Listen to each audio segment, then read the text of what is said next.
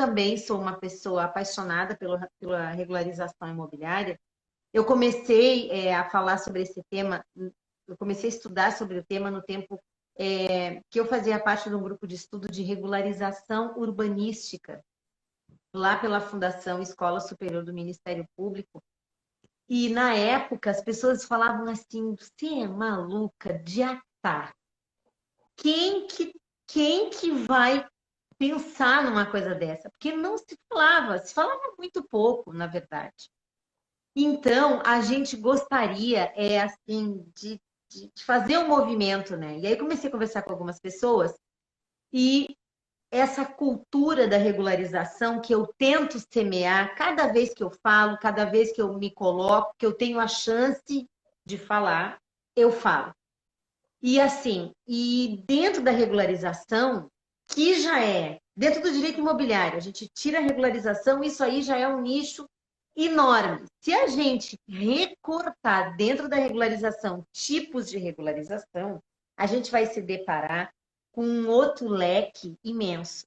E a mim incomoda muitíssimo também olhar para uma fatia do mercado gigantesca e muitas vezes correr sozinha. Porque a gente não vai conseguir encontrar profissionais assim,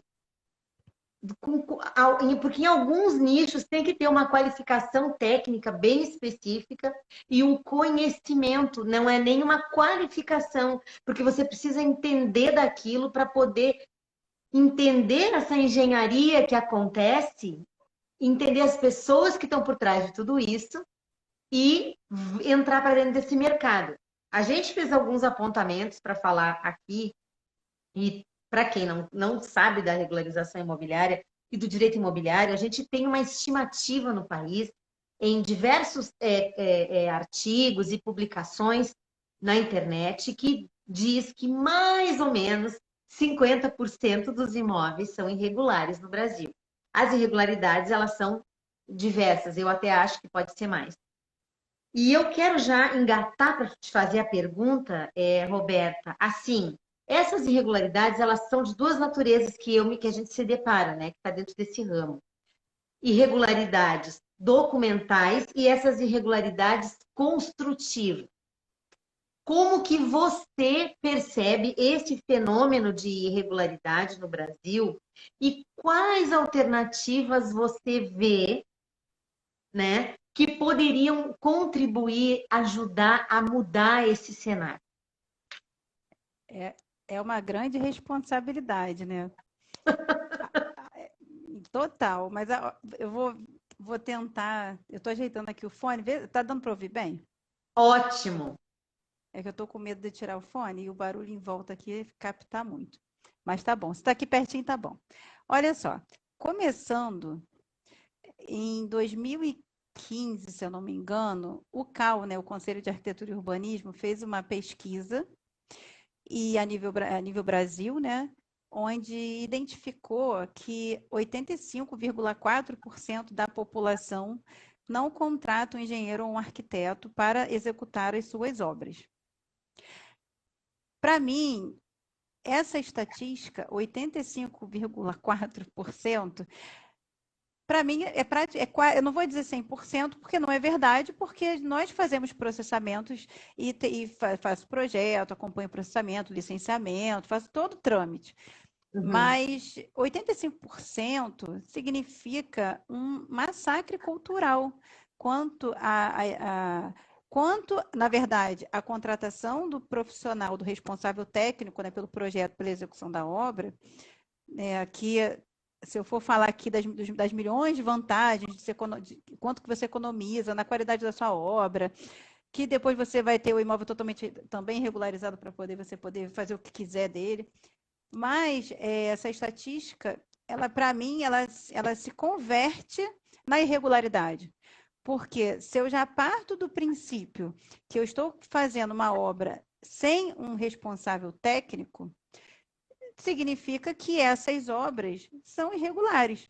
E eu não estou nem entrando no critério da parte de titulação. Ou seja, Pode ser aquela pessoa que mora num parcelamento irregular, no loteamento clandestino, mas pode ser aquela pessoa que adquiriu, comprou por essa escritura de compra e venda, registrou a escritura, é o proprietário de direito, e por cultura, por realmente cultura, contratou, eu gosto de chamar de leigo, né? Contratou um leigo para executar a obra, porque de praxe é o que você vê todos os dias. Eu falo que eu nem julgo as pessoas por essa cultura. O que, na verdade, eu não gosto de julgar as coisas de forma geral. Eu acho que a gente precisa identificar os problemas e as falhas e a gente precisa mostrar as soluções, né? Ou seja, se dentro do país a maioria esmagadora das pessoas desconhece que deve contratar um profissional, né, que existe, muitas vezes nem sabem que existe o profissional para fazer esse trabalho, eu não posso brigar com elas. Eu preciso contar para elas que nós existimos. E que é muito mais, num conjunto global, é muito mais barato, econômico e inteligente essa contratação. Né? Porque, de fato, a gente fala assim, a gente, numa pirâmide, a gente está numa parte muito elevada da pirâmide, porque nós temos casa, nós estudamos, temos nível superior e tal, mas a maioria das pessoas não tem. Mas mesmo assim não inviabiliza esse tipo de contratação, desde que os profissionais eles elaborem produtos e prestações de serviços para esse tipo de público, porque é o que mais constrói. E com isso a gente já poderia reduzir assim, infinitamente a irregularidade imobiliária.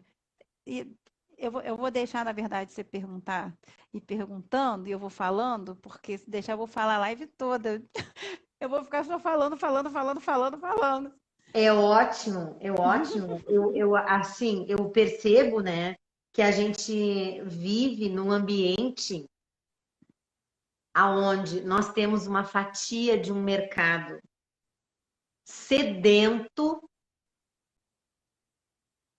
para ser regularizado, com pessoas que querem regularizar. Sim. E que não conseguem encontrar pessoas capazes de resolver os seus problemas. Essa semana, por exemplo, assim, eu atendo em vários espaços diferentes, né? Além de estados e espaços diferentes. E me contatou uma pessoa lá de Minas Gerais, que é onde a gente tem alguns trabalhos lá, e me passou a cópia do processo dele para ver por que até hoje não tinha sido regularizado ainda. O processo é de 98, 94. Nossa. Tinham várias páginas, assim, um pequeno livro. Eu peguei e li e devolvi o meu parecer. E foi tão triste constatar que dos 4 ou 5 advogados que passaram por aquele processo, nenhum foi capaz de resolver aquilo ali, de ter conhecimento para resolver aquilo ali. A gente está falando os últimos 3, pelo menos, na última década. Então, isso é grave. Gravíssimo. Grave. Gravíssimo. Porque a gente tem uma ruptura muito grande, a gente tem uma falta de conscientização. Assim, as pessoas falam, muitas pessoas falam para mim, eu tenho alguns alunos, inclusive, que dizem, eu não consigo convencer o meu cliente de que ele tem que regularizar. Mas olha, ao redor você vai se deparar com uma chuva de gente que quer fazer, que tem condições e que tem que fazer. Vamos criar cultura e vamos criar meios de mecanismos também de fazer isso, entre profissionais, com as pessoas e tudo mais. Mas eu queria fazer essa colocação, assim, e assim, dizer que em meados de 2007, que eu fiz esse apontamento, foi uma percepção minha que a regularização ou a legalização de imóveis, ela já era um ramo muito fértil para se trabalhar, porque já se faltava, hoje continua faltando profissionais.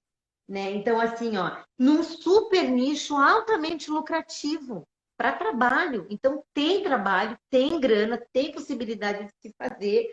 Agora, assim, ó, eu queria saber qual é a sua percepção sobre isso, porque você consegue ver eu todo um lado jurídico, vamos dizer assim, mas eu tenho muita relação direta com arquiteto, com engenheiro, com topógrafo, agrimensor, mas eu queria saber de você, como que você percebe isso? Então, eu trabalho com regularização imobiliária há 25 anos. A nossa empresa, quer dizer, a nossa empresa, o nosso CNPJ tem 13 anos. Uhum. Tem 13? 12. 12, vai fazer 13. Vai fazer 13 anos esse ano. E esse escritório ele já veio desde os meus pais, que já trabalham com regularização há mais de 40 anos. E aí você já começa a perceber, né, que, olha, há quanto tempo já se trabalha com isso e outros profissionais trabalham, e você percebe que realmente só alguns trabalham, né? Poucas pessoas trabalham. E aí, se a gente for explanar assim, poxa, realmente, poxa, é difícil convencer ao meu cliente que ele deve regularizar. Aí eu vou contar uma coisa para vocês. Quando eu criei o programa Legalização Popular, é um posto de atendimento gratuito, a gente dá orientação gratuita, e tudo que é possível que a pessoa faça por conta própria, a gente vai dando o caminho das pedras, né? E vai direcionando, porque a gente faz a leitura, organiza uma estratégia. Quando não é a minha parte técnica, eu também tenho advogados que atendem no nosso programa, são meus alunos, né? É aberto a todo mundo. Então, eu direciono mais a quem tem mais expertise, né, na área, para dar o caminho. Então, a gente traça uma rota e começa a direcionar por onde essas pessoas precisam passar para chegar naquela resolução final. E olha só, o programa, quando eu criei, ele foi criado de uma forma orgânica, porque eu não queria divulgação. Porque eu não queria que parecesse um oba-oba, eu queria que as pessoas que fossem percebessem que elas ali estavam sendo acolhidas e que ela poderia contar para o vizinho, contar para a família, contar para quem mais precisasse, até porque eu desafio qualquer um que esteja aqui numa roda de conversa, a chance de ter alguém, de que todos tenham naquela roda de conversa o seu imóvel regularizado é quase zero. Sempre É, tem alguém com algum tipo de irregularidade.